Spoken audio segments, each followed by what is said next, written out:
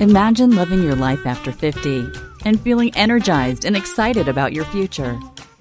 Welcome to the Women in the Middle podcast, the podcast for women who are ready to figure out what they want and create the life they deserve. Here's your host and master certified life coach, Susie Rosenstein. Hey there, today's episode is all about a beautiful intergenerational relationship with a 105-year-old friend. Let's go. Welcome back to the podcast Women in the Middle with over 2 million downloads and counting. I'm your host, Susie Rosenstein, your master certified coach, life leadership mentor, and certified Zentangle teacher. And I am so happy to be here with you again. Now, you are in the right place if you're a woman over 50 who's starting to feel time differently. And you want to stop coasting through life. I get it. Each episode helps you notice what's really going on in your life, recognize the moments that matter, and begin choosing your next chapter more intentionally. Now, today's interview is such a good one. It's about two women who walk and talk together on the regular. But their relationship is a little different because there's about a 30-year difference in their age, and the older of the two is 105. The other thing is that they don't keep things superficial on these walk and talk dates. They go deep and talk about aging and the reality of getting older. As you can imagine, they cover a lot of important territory. But just quick, before we dive in, I have an invitation for you. If you've been thinking about getting older yourself and you're not quite sure what you want in your next chapter, this will help. You are invited to take my free Next Chapter Midlife quiz to discover if your next chapter is trying to get your attention. You'll understand what may be quietly holding you back, see what your next chapter is asking for, and get personalized insight in under 90 seconds. It's fast and it's fascinating. You can start the quiz here at www.midlifequiz.com. Okay, now let's dive in. My guest today is Merilyn Simonds. She's the younger half of this intergenerational friendship that I mentioned earlier. In today's interview, you'll hear all about the unique and I think powerful relationship between two women, 76 and 105 years old, that got better with age. Walking and talking with your 100-plus-year-old friend is not something you might think was even possible, but it's their reality, and my guest wrote a book about it. Now, Merilyn is also an internationally published and award-winning author of 3 e-born works of fiction and 20 books overall. Today, we're talking about one of her recent books, Walking with Beth, Conversations with My 100-Year-Old Friend, which was published in September 2025, and it became an instant bestseller. This book feels like you're almost there with these two friends as they're walking and talking. In the nutshell, they talk about aging, including the scary parts of growing older. They share their wisdom, passions, and their unique perspective about all of it. I mean, really, how often do you get this kind of insight from a centenarian who's 105 and her amazing friend? I know you're going to love this interview. Hi, Merilyn. Thanks so much for joining us today on the Women in the Middle podcast. Oh, hi, Susie. I'm very, very pleased to be here. I am so happy you're here too. And, you know, I pride myself on finding guests in unusual ways. Now, sometimes it's on CNN. I hear somebody I need to speak to. One time it was on International House Hunters, and I thought, oh, I need to find that person. Now, with you, it wasn't that unusual, but it was on the radio. I heard you on CBC in Canada, and I thought, oh, what a story. I must get to know Merilyn. So thank you so much for hopping on. It's just so great. Your story is so special. Well, you know, that documentary that CBC did, many media wanted to talk to Beth, but, you know, she's 105. So I limited the access to her. And when CBC proposed doing a documentary, I was so thrilled. And I was so happy with how that turned out. There's a link to it on my website, MerilynSimonds.com.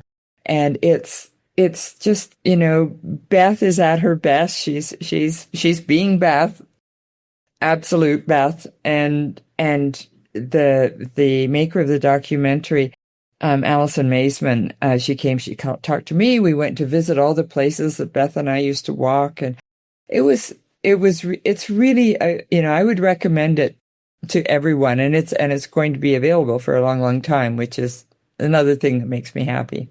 Oh, that's wonderful. Well, let's get started then. Just tell us a little bit about you and what was going on that brought you and Beth together in this most special way. Well, Beth and I had been friends for probably 30 years. Occasional friends. We would bump into each other at literary events in Kingston, where we both live, Kingston, Ontario. And when I turned 70, I've never been bothered by birthdays at all. I don't notice them, the big 30, the big 50, the big 60. I didn't even notice them.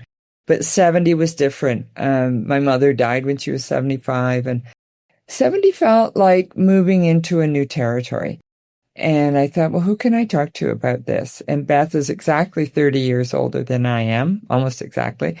And so I thought, well, she's been through this. Why don't I give her a call? And so I said, Beth, can we get together? I want to talk to you about this. And she said, well, it's COVID. We can go for a walk. And so this was the first year of COVID when we were all isolating. And so Beth and I went for a walk, and we had such a good time. We just talked nonstop for an hour. We talked about everything. And there's something about walking side by side with someone. It's like driving in a car or doing dishes. You can say things that you can't say kind of face to face. And we just talked about everything under the sun, as well as, what does 70 look like? What comes after 70? That sort of thing. And at the end of it, she said, wow, I think we should do this again. And so Wednesdays have become our day still. It's been 5 years since we started doing that weekly thing. And so when I'm in Mexico here, we talk every Wednesday afternoon. And when I'm back in Kingston, we walk as long as the weather is amenable. And of course, this year it's not at all. No, it's terrible. But Merilyn, you just kind of not glossed over, but, you reached out to her when you were 70, which means she was 100. Yep. And she's the one who suggested walking regularly. So just that alone, most of us don't even know anybody who's 100. I know. And we don't expect them to be physically active. No. Beth is a miracle, really, and she's just the most amazing model for me, certainly. So she exercises every day. She has all her life. She was an occupational therapist and then an art therapist. So she knows how to stimulate herself, make her mentally and physically. She knows the value of staying active. And so, she's 105 now. Physical issues are accumulating, shall we say. And we don't walk as much. We more often have tea. But she still answers the phone every week with, I am so fortunate. And she believes that. She feels it. She feels it even though, her lungs don't work very well, her arms don't work, her legs don't work, her heart isn't not so good. But she still feels like an incredibly fortunate human being because she has her art, she has friends, she has family, she has people who care about her, people she cares about. It's amazing. What kind of art does she do? Well, I guess it's art from the heart. It's at the moment she's doing collage. I brought her back some Japanese papers from Vancouver, and she tears the papers. So it's a very hand activity. She doesn't cut them. She tears the paper, sees shapes, puts the shapes together as collages. They're absolutely stunning. Wow. And when we first started together, what's mentioned in the book is, so this was COVID. She was isolated. Isolation was, I think, hardest on the elderly and on the very young, right? Yeah. And she, she was used to going out for walks. She was used to having all kinds of people coming to the house, and she's very social. But with COVID, she couldn't. And so she started heaping art materials on her dining room table. And she has one of those really big, old-fashioned seats 10 dining room tables that belonged to her parents. And so the first times when we finally went inside her house for tea, which was after we'd been walking for a few months, the table was heaped with all these things, stones and twigs and cut pieces of wood, little squares of wood and embroidery thread and papers, colored papers, and I mean just everything you can imagine that you might accumulate. And she was making these three-dimensional collages with it. One that I remember in particular was so amazing. It was on a piece of black paper, and little thin twigs were kind of organized in like parentheses. And then in the middle of the parentheses was this white round stone, like a full moon rising over a forest. It was absolutely beautiful. And what she would do is she would take that and put it on the table beside her usual chair where she sits to read and, be close to it for a while. And then she would photograph it and dismantle it and put all the pieces back and do something else. Oh my God. So she has hundreds of photographs of collages in her phone. But it's ephemeral art. I mean, most of what she does is ephemeral. One of the things she gave me was, when I was leaving one time, she gave me an envelope that had a photograph in it, a colored photograph, and several dozen pieces of images cut up. And she said, okay, what you do is you lay down that photograph on a table near you where you pass it all the time, and just strew the pieces on top. And every time you go by, just with your fingers, move the pieces around. So it's an ephemeral, ever-changing collage. Oh my gosh. That's so great. She must not have a cat. No. A cat would knock that stuff off for sure. I would fear for her with a cat. Cats get tangled in your feet after a certain age. Oh my goodness. Oh my God. So funny. So I was really taken with what you said about anticipating that 70th birthday. And you recognized that it was different. And, I deal a lot with people turning 50 and turning 60. And I'm thinking back to also when I had my 40th and 50th and 60th birthdays, and they were very different. And it kind of surprised me. My 40th, I remember reflecting, I feel pretty good about this. I'm very content, very happy where I am professionally and personally. Yeah. And then 50 was definitely more jarring. Yeah. I didn't freak out or anything, but I definitely was like, I better get a little more serious about some of the things I want to experience and some of the things I want to do. And then 60th, I felt a little bit more fearful of health. That was kind of... Yeah, because you need to be. Yeah, and it was definitely there, and it wasn't there in the same way before. And I was to the point where I had my husband had been complaining for years after I complained for years about him snoring. So finally I was open when my physician said, I think you need a sleep study. So I was open to it, and I'm a proud CPAP wearer and everything now.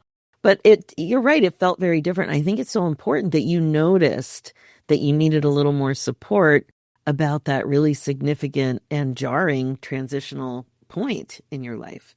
Well, and as it turned out, I loved my 50s and I had tremendous energy in my 60s. And I was very healthy. And then 70 hit. And this was after I met Beth. Really, I'm now 76. And those 6 years have been one health crisis after another. And it's, you have to, I mean, they were nothing terminal, I mean, I broke my back, 2-year recovery. It's fine. But they require incredible strength of body and mind. And coming into the 70s, also, the other thing is that your friends are dying. You know, we lose 2, 3, 4, 5 friends a year. And it's just the nature of the age. And you do need some preparation, I think. I didn't consciously look for preparation, but I'm so glad that I became closer to Beth and we had those walks, because a lot of what we talked about gave me strength to deal with the various things that befall a lot of people in their 70s. And if you sail through the 70s, don't don't get too cocky about it, because it's going to hit you in your 80s, right? I mean, the thing is, our bodies wear down. There's just no way around that, and our bad habits also catch up with us. So there you go. Yeah, they really do. So as you started your walking habit practice appointment, Yes. Playtime. Exactly. Did you arrive knowing what you wanted to talk about, or was it just really free flowing and there was always something meaningful to talk about? Well, at one point I had another friend who stayed with me here in San Miguel, Mexico, where I am right now, for a month, and we had an open notebook on the kitchen table, and anybody who thought of something they really wanted to talk to with the other person, they'd write it down. And so every evening we look at the notebook and choose a topic. And so Beth and I are sort of very organized people, both of us, and we kind of thought we would do that, right? And so we talked about doing that, and we did it once, and then we just let it drop, because although we might start someplace, like talking about children, it would just go all over the place, and who knew where we would end up. So we abandoned that pretty quickly. And we have not yet, after 5 years of weekly meetings, run out of things to say. I'm just thinking right now, I was with women this weekend that I didn't know all of them this week when I hosted a retreat. Right. And I had so many stories to tell, and I was actually told that I'm the perfect seatmate when driving along. We had a 5-hour drive, because I really do have a lot of stories. And I think I've gotten better at remembering the past because of the podcast, because I'm always prompting myself and mining my brain for stories and analogies and examples. And I realized I did have a lot of stories. Now I'm thinking about Beth, who's 105 now. Like that's a lot of stories. Yes, it's a lot of stories. 3 more years than me of stories, And it sounds like she has no trouble recalling them. No, she has a really good memory. I mean, I think a lot of that is, quite frankly, genetic. Her parents didn't live to terribly old ages, but she's a very strong person, and she has a terrific mind. I mean, she has as acute a mind as I do now, or as I did 20 years ago, honestly. Wow. And she has an excellent memory, and she has lots and lots and lots of stories. But I do think, one of the things they say about aging, that the researchers say, is how important social interaction is. Yes. And I think a big part of social interaction is storytelling. It's what we do when we get together, right? We tell stories about what has happened, what you want to happen. And so I think that lubricates the memory in a really good way. Yeah. And it's also, I'm so glad you mentioned that, because a lot of people that I talk to when I'm just getting to know them, they're very concerned, because they think they don't have a passion. They think that nothing's interesting has happened yet, or they just don't have clarity on next steps and future and what they really want, so they don't have regrets. And I think so much of it has to do with how you think about your life and your contribution, as well as just being able to remember stuff, which is hard. Yeah. Well, and I mean, my mother had Alzheimer's, so some people have physical degenerations that there's nothing you can do about. But I mean, you mentioned the word passion, and this is, one of Beth's favorite words. She believes that passions are the key. And one of her goals with this book was to talk to people moving out of the working world and into the world where they had to organize their own life and they had to find their own means of stimulation. There wasn't going to be anybody saying, good job, right? They had to say that to themselves. And, passions are a funny thing. Like, one of my passions is cooking. And I just started making bread again. And when I was really sick, and, it talks about it in the book, I had giant cell arteritis, which kind of took my brain and everything else for a year and a half, 2 years. But I started baking bread again. And the satisfaction of kneading bread is just huge for me. Like that, it almost feels like caressing a baby,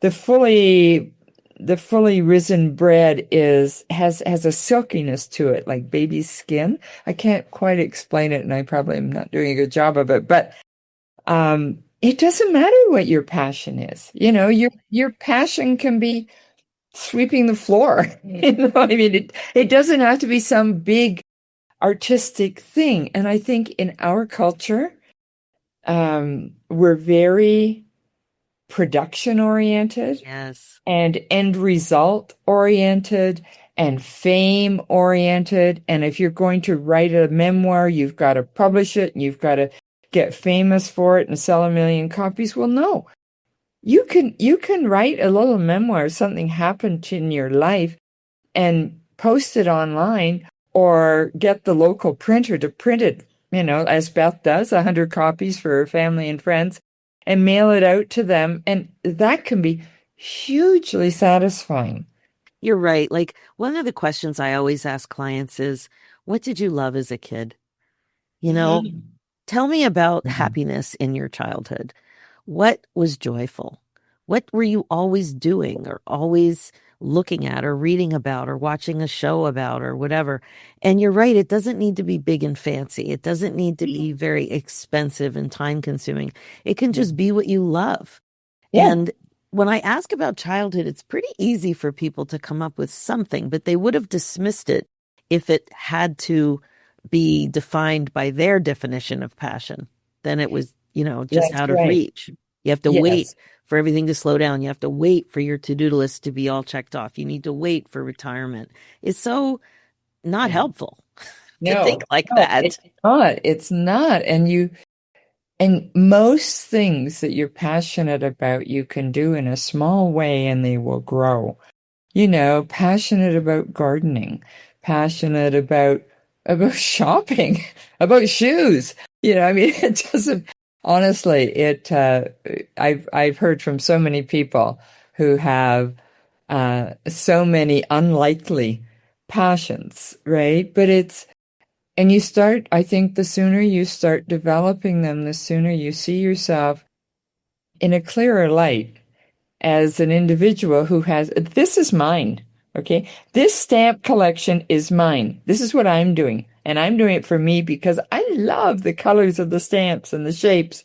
And I love learning about the different countries. And, it doesn't matter what it is, and it doesn't have to grow into, a moneymaker a podcast or a book exactly.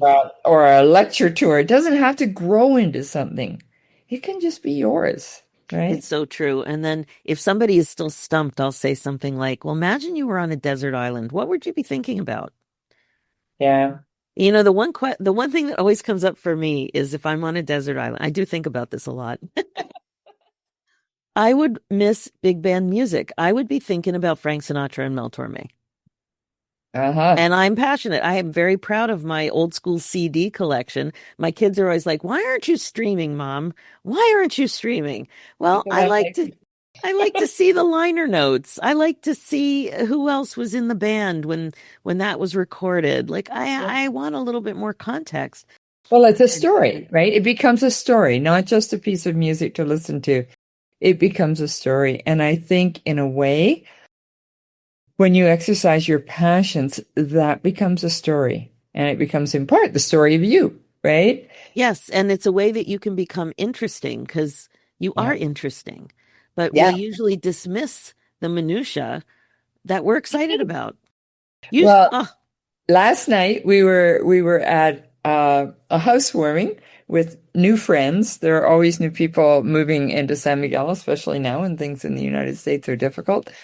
And this woman brought out this amazing sculpture that she just made from Amazon boxes.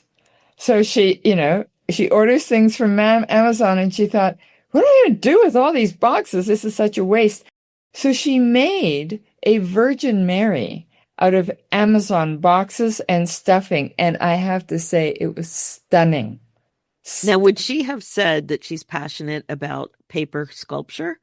Yeah, yeah, Wow, yeah. I mean, it's just, the bits and pieces of your happiness are everywhere around you. they really are.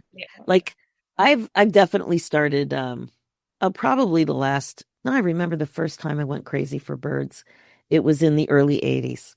And I got a new camera that was a Russian brand of a SLR camera, Zenit. And I have Yeah. this one photography friend who always brings that up in conversation because he was with me when we went to this secondhand store.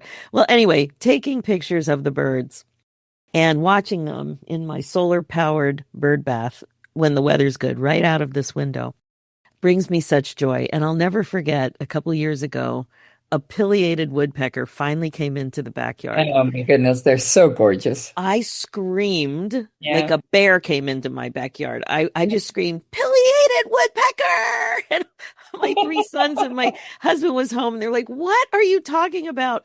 Pileated woodpecker, get to the window. But And I've been a lifelong bird watcher. And my last book, Woman Watching, was all about birds, and this amazing woman in Northern Ontario oh, wow. who studied birds, all by herself in a log cabin in the middle of the woods for 50 years. Um, but birds are a great passion because they are infinitely variable. You can watch them no matter where you are, in the middle of the city, in the country, in any country that you care to visit. It kind of scratches that collector itch, because, Yeah. I've seen 325 species now. But the beauty of birds is ever changing, and birds migrate, so their presence in your world changes. Their colors, like the American goldfinch, the colors change from winter to summer. I mean, the variety is just endless, and insects are the same. I've started to become really interested in insects, because we have some very unusual ones here in Mexico. Wow. But, yeah. I mean, I think we made the point. It can be anything, right? It can be anything. But the point is, you do need a passion. Beth, all the way through this book, and this book is written in little wee bits as at like conversations, so you can kind of, read as much as you want. It's not big chunky chapters. But she talks a lot about, it doesn't matter what the passion is, so long as you have one. Exactly. Now, speaking of the book, you are a writer. Tell us a little bit about how you got the idea to write a book with Beth, about Beth. Tell me what that process was like. Well, I don't plan any of my books. I think this is my 20th or 21st book. I don't plan them. They come to me, and the only thing I've learned in 40 years as a writer is to recognize them when they come. Right. And when they're saying, "Hey, write about me," I say, "Oh, okay." But this book, so we were walking for a while and talking, and as a writer, I always make notes about everything. So I was making notes. Beth is a writer too. She just published her third book. And so she was making notes, and at some point, I don't know when it was, if it was 6 months in or a year in, we said to each other, this should be a book, and for her, she wanted it to be a book because she wanted people to have something to hang on to. to help them through that transition from the working world to the world of your own life, which can last now 30 years easily, right? And so it's no small thing. For me, I wanted people to know Beth. Beth is such an inspiration in my life, and she's such a model of a satisfying and successful way to move through those latter decades that I wanted other people to know her. So we kind of had our different motivations, but they were sort of the same. So we started being more rigorous about collecting our notes on various conversations. I started organizing the notes. So I have this great notebook. It's a Miracle Bind notebook where it's a spiral bind. You can take the pages out and then put them in somewhere else, which I love. And so I started organizing the notes by topics. And after 3 years, I had 4 notebooks, and she had several. And I said, I think it's time. So I brought the notebooks all here to Mexico, and I started on October the 5th to write the book, and I finished on March the 15th. And because, a lot of these little pieces were already semi-written, right? So it was very fast. So I sent it to my agent on March the 15th. On March the 16th, I was in a car accident and broke my back. So it was such good timing. Yeah. Oh my gosh. Yeah. So it was, and then of course there was, once Random House bought it, there was an editing process, etc. But it was a joy to write. And the only tricky part was, the pieces some pieces are as small as a couple hundred words. I think the longest one is 1,500 words. I think 5 pages is the longest chapter. But the order of them was tricky. And so what I did was I printed each of them out separately, and I threw them out on the floor, and I walked among them, and I just used sort of a, I don't know, it was sort of an organic method. I just looked down and read, I could read the first sentence or so of each one as I walked around. I thought, okay, you first. And then you. Maybe you then, and you. And that's how I just gathered them together.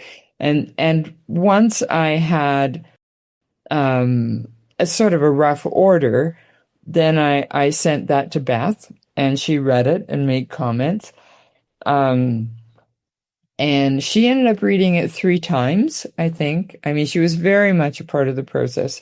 We talked about anything that she, didn't think belonged, or that she was sensitive about, or,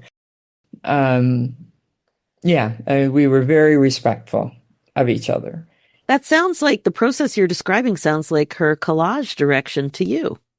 That's right. It was very collage-like. And when you read the book, you can kind of get that sense. People have told me that reading the book, that the book actually mirrors the process of walking and talking. And I mean, that I didn't have that in my mind when I was doing it, but I can see how that's the case. Yeah. And as soon as you just said that, I had a quick image in my mind of how much I love walking and talking with girlfriends. And it's just a beautiful thing. I don't know that men do it as much as women, but women, we crave it. We do it a lot. Well, yeah, and women talk a lot to each other. Storytelling is a big part of women's lives.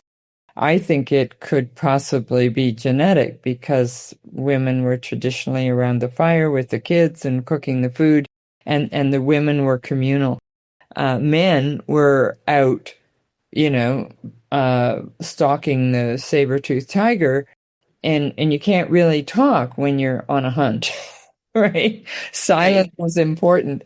So I think there's something deeply, deeply embedded in us. Not that all women are like that, or all men are like that. No, of course not. But I think there's there's something deep in our long history that that pulls women together. Yeah. Yeah, Conversation. definitely. Yeah. Now, before, of course, I don't want to forget, but how can we get the book, Walking with Beth, Conversations with My 100-Year-Old Friend? Yes, well, you can buy it from your local independent bookstore if you're in Canada. It's not as available as a paper book in the United States, but it is now available on both Amazon.ca and Amazon.com. Oh, amazing. And you can also write to my publisher. If you go to my website, MerilynSimonds.com, the only trick is to spell it correctly. It's MER and SIMONDS. If you go to my website, there are links to the various American and Canadian booksellers. Absolutely. That's great. Also, I'm going to have everything in the show notes, so it'll be easy to Oh, find. great. Did Beth share with you any wisdom that you found surprising? That's a really good question. Let me think about that for a minute. I feel like I was constantly surprised by her. But sharing things that were surprising. Yes, I guess. So Beth and I are both atheists. And at one point we started talking about being Christians. And I was really surprised that at one point in her life, I think it was kind of in her mid 40s, she turned her creative energies towards the church and bringing art into the liturgy of the United Church in Canada. So that's the United Church for Americans is a combination of the Methodist and Presbyterian. And I found that quite surprising. I said, well, why not like open a women's shelter, or why not go into the schools or senior centers or something? But she felt that congregations in churches had become quite kind of rigid, and this was in the late 60s, and so she would be in her late 40s, and so she thought there was real potential, and so she created an arts committee within the church, and they hung art exhibits like paintings. They had writers come in. They had dancers come in and be part of the liturgy. They caused a great deal of controversy at one time by bringing in a sculpture of kind of a female Christ figure and put it at the front of the church, a naked, I should say, female Christ figure. So as extremely polite as she is, which is very much a part of the culture she grew up in the 20s and the early 30s, she also has this incredible rebellious streak, but it's not really rebellion. She has this strength that allows her to go places that she thinks society should be encouraged to go. Right? Yeah. So that was very surprising to me, because I left the church and I left it for good, where she didn't. She left and she came back and did all this amazingly good stuff. Yeah, that's fascinating. And actually, she was part of they made these beautiful embroidered banners that they hung in the church, that were very 60s, very modern art, and they're still there and they're just exquisite. Wow. I'm sure I'm making an assumption, but it sounds like it's hard to imagine the last few years without her. Yeah. That's, she's not going to live forever. I don't want her to have to live forever.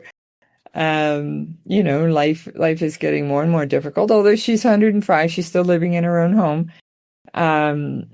She has some people come in now and then to help her, but she doesn't have anybody living there with her. And that's certainly the way she wants it to be until the end. And I really hope for that for her. It's not going to last forever. None of us are. No, we aren't. But You know, I just can't even imagine though, like you guys coming together in a more intense and regular way yeah, have produced such magic, personal magic, a book that yeah, can help other people. And yeah. if you wouldn't have recognized that you needed a little bit more support, it wouldn't have looked the same. No, that's absolutely true. I think that's one of the things about being a writer that has been um that has leaked into my regular life, which is you learn as a writer, the only thing you learn really is to trust your gut. And so, when a sentence doesn't feel right, you learn to go back to it. When you feel stuck in the middle of a manuscript, in the middle of a novel, you learn to keep going because you know that's the only way through it. You trust your gut. And so I think that's one skill I have developed, and that a lot of people haven't, right? Especially if you've been working outside the home your whole life and working, in kind of a regulated job where you have certain rules and regulations around what you do, and you do that, and you do it well. But it doesn't give you the experience in listening to who you are inside. And Beth is really big on that. There's a story in the book so she worked until she was 99, and she worked with PTSD veterans up at the military base in Kingston, and she had these guys who were all suffering from PTSD, sitting around a table with some crayons and a piece of paper, and she had them choose a color and make a mark, just one mark. And then she asked them, are you happy with that mark? Is that enough of a mark? Do you want to make 2 marks? Do you want to add a color? What do you want to do? And they learned how to connect with that inner self that was in so much pain. It's quite a phenomenal thing. And I think, that you're doing that kind of work with people yourself, right? Getting people to listen to themselves. And, Beth caught me up several times where she said, is that really what you want to say? And I learned more from her about stopping and listening. I do too much. I get sick because I do too much. Listen to yourself. Stop. Somebody asks you to go for a coffee. Take a minute. Do you want to go for a coffee? Is this the right time for you? And listen to what's right for you. And women being largely givers, we have a harder time with that, I think. Very much so. And that's such powerful advice to come out from different angles, from you personally, from Beth. And just pausing and checking in with yourself and getting better at catching those thoughts, that you're allowed to catch a thought, that you can get better at catching a thought, that it's wise to catch a thought. And what Beth says is that she said the answer is all inside you if you'll just listen.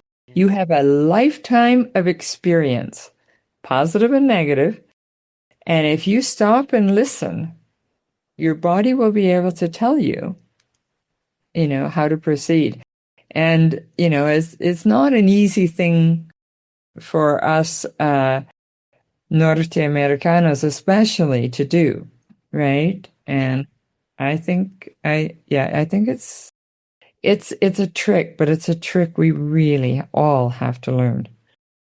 So right. And there's so many parts to it, having the belief that it's okay to put yourself first and have that pause, and that it's worthy to find your thoughts. And then the skill of slowing down, quieting down to notice thoughts.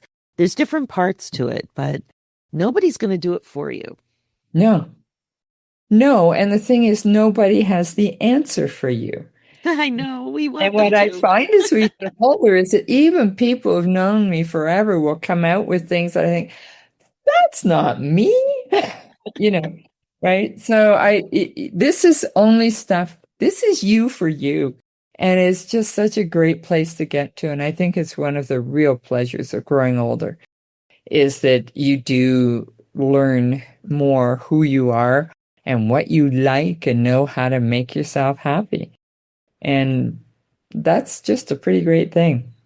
Oh, Marilyn, it is. That's a great place to stop too. So that's huge. Like that's a mic drop. That could Yeah. change your life for sure. And I wanted to say, this I did have a guest who was 99, and she her name was Elaine Lillane, Jack Lillane's wife. And she was still fit, and she was promoting a book that she co-wrote about his legacy. So I'll put those in the show notes too, the information there, because I'm fascinated with people that are growing that old and still contributing and interested in contributing and able to contribute at such a high level. It really, we need to see more of this. We I need to think see so. more of what's possible. Yes, and we need to maybe stop watching so much on screen because the images we have of older people are really self-defeating. And the other thing we need to do is to watch our own language. Yes. It's a lot like feminism in the 60s and 70s where we learn not to, denigrate ourselves. And it's the same thing now. A woman I spoke to, she said, last week I gave my husband a 70th birthday party that said, "Happy birthday, you old fart." He said, "I'm not going to do that anymore." And I think that's important. I think we have to see ourselves as vibrant and with a lot to give because we do. Yeah. And there's some times ahead that are going to be difficult, but Yeah. it's not like a but, it's an and Yeah. there's still so much possibility. I think that's really the breakthrough that's helping me understand things at a deeper level and be able to open up possibility to help other people think about what's possible, to open that door just a little bit more. Right. Merilyn, thank you so much. What a delight it's been today. It's been an absolute pleasure getting to know you and hearing your story about your experience in your relationship with Beth. Thank you so much for sharing such a personal part of your life that was so powerful with all of us. Well, thank you, Susie. Okay, that's it for this episode. There was so much about this episode that surprised and delighted me. First of all, I was surprised to learn about what's possible in life even when you're over 100. I also loved that what inspired the Walk and Talk playdates. It was Merilyn's milestone 70th birthday. That's when she knew she needed a trusted, experienced friend to help support her through it all. That reminded me of having my first baby and the way I sought out information from experienced, trusted friends to help get me through it prepared. Women play such important roles in our lives, especially during transitions like these. Merilyn really does believe that becoming more prepared about aging gives you more strength to cope. And I want to repeat something she said at the end of her interview, that one of the real pleasures of growing older is that you do learn more about who you are and what you like and know how to make yourself happy. And that's a pretty great thing. I couldn't agree more. It's a pretty great thing to grow forward this way. Now go hug a girlfriend. They are the best. As always, thank you so much for listening to the Women in the Middle show. Please remember to share it with your friends and other midlife gals that you know would get a lot out of it. Being the queen of your brain domain really is the best way to be. It's time to stop waiting for the right moment and start creating the happiness, excitement, joy, and fulfillment that you crave.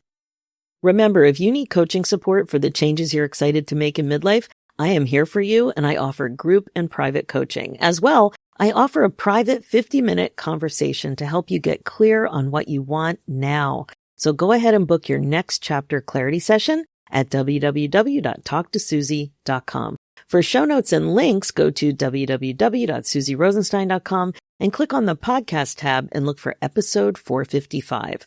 And you'll also see a link there for my other show, The Women in the Middle Entrepreneurs, which is all about the reality of running your business when you're a midlife gal. It's also on iTunes, Spotify, and all the podcast places. Let's do this, ladies. It's time for you to put yourself first, one thought at a time. Thanks so much for listening, and I'll talk to you next week.